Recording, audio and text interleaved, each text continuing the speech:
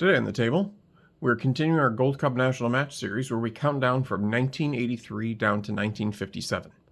And if you remember, last week we did one for the 1966, but today we have a 1965 and a 1964. And I got a little story on this 1964. It was actually the hardest one for me to find, and the last one that I had to find.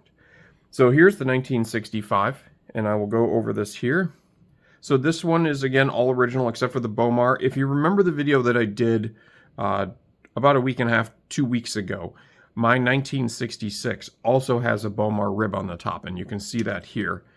You can see the BoMar Rib there, and I can show you the name of it right here, if you can see that there. Should say BoMar right there.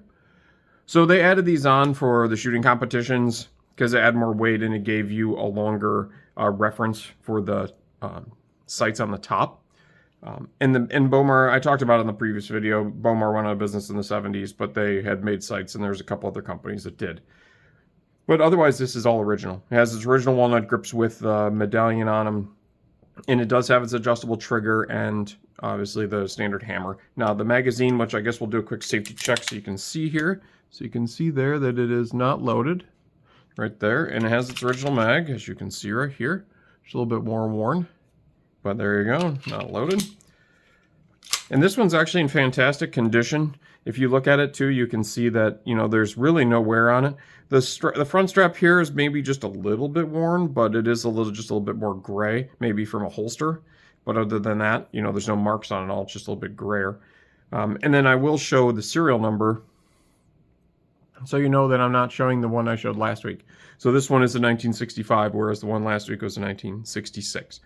Now, if you remember, or if you have not seen any of my videos before, the way the serial numbers work on these Gold Cups is from 1957 to 1969, all the serial numbers will have their digits and then an NM at the end, and you can see that here. And then after 1969, starting in 1970, they actually say 70N because those begin the 70 series, and then the serial number. So here is the 1965.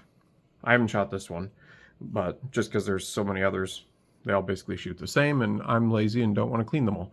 But here you go right here. Now here's the 1964. This one's in fantastic, basically new condition. As you can see, it doesn't even have an assembly mark on it at all. It's similar to the 1979 and the 1969 that I had shown before. So you can see here that this one is basically in perfect condition. It came with the box and everything. What happened was when I was going through and buying, and because it took me multiple years to find all of the ones of these that I was looking for with the different serial numbers, this was actually the hardest year for me to find. I had bid on another 1964, which actually had this BoMar strap on it. And at the time, it just went for more than I thought it was worth.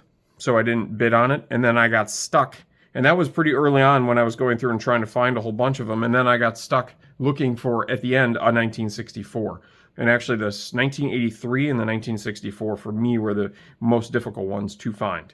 So here is the 64. We can do a safety check on this one too. This one's got a really stiff spring on it because it's really never been used.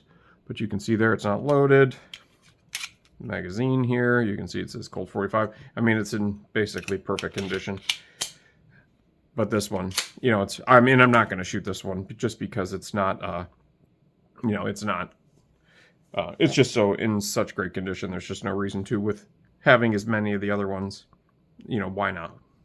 But it is all original, so it's a little easier to see, but you can see the National Match barrel right here, the adjustable trigger, the hammer, and then you can see, obviously you saw the magazine at the bottom, and it's got its original grips. Now what you can do though, if we want, is you can see just the difference of how much of a height difference there is.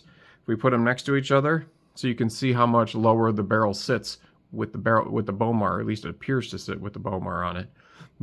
And there is a little bit difference in weight. Like obviously this one does weigh a little bit more, feels a little heavier because of that heavy BoMar rib on the top. But I think they look cool. I thought it might be fun. I have this crazy idea where if I get lucky, or as I'm hunting around, I should see if I can find other years that I don't have with BoMars to see if I could get maybe like, you know, all of the 1960s with BoMar ribs on them. I thought maybe that might be kind of fun to be able to find you know, that over time.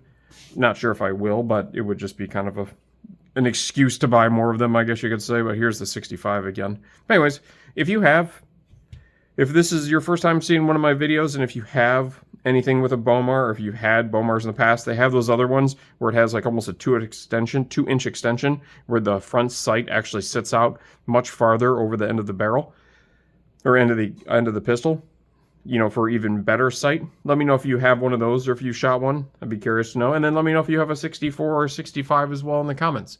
And thanks for watching.